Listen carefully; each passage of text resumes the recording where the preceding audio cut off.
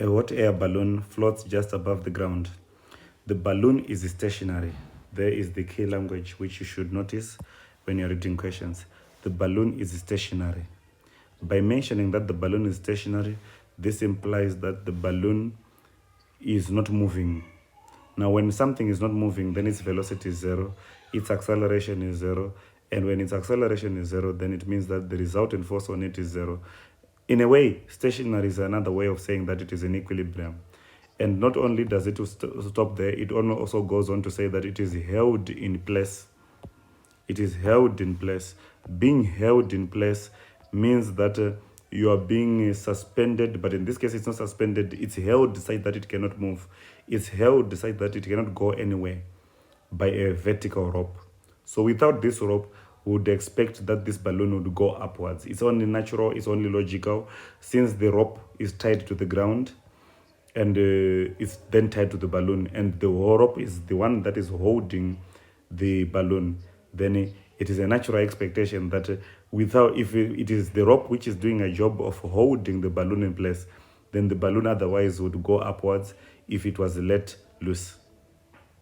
So the balloon has a weight 3.39 times 10 to the power of 4. The tension in the rope is 4 times 10 to the power of 2 newtons. Upthrust acts on the balloon. Now the question is, why is there upthrust? There is upthrust because as this balloon, wherever it is right now, according to Archimedes' principle, this balloon is displacing air.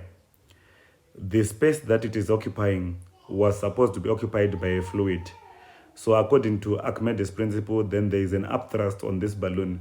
The upthrust is equal to the weight of the fluid displaced. In this case, the fluid is the air.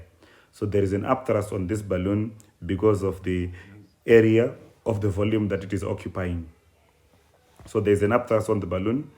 The density of the air surrounding air, which has been displaced, the density is 1.23.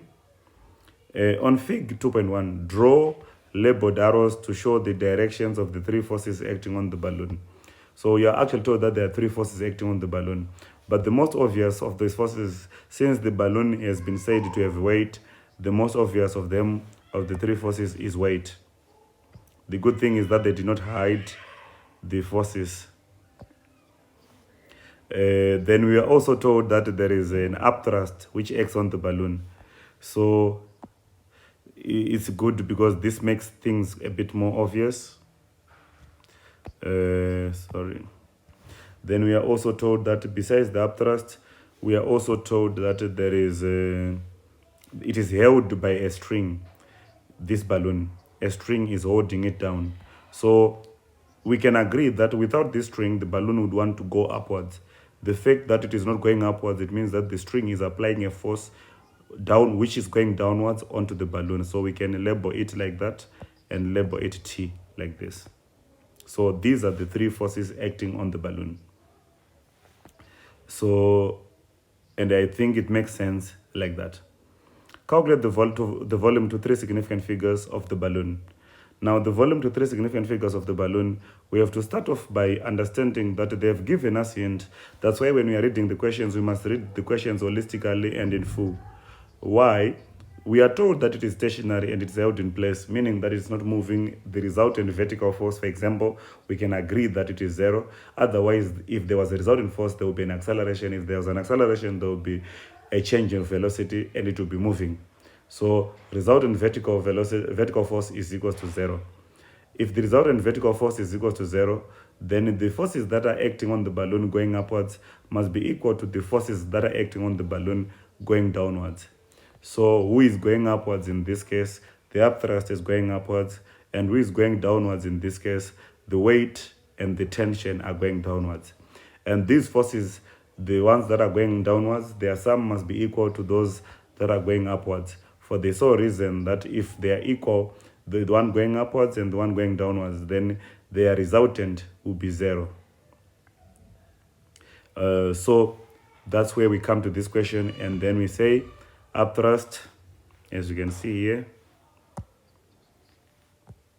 upthrust, the force going upwards, is equal to the tension on the balloon, which is acting downwards, and the weight on the balloon, which acts downwards.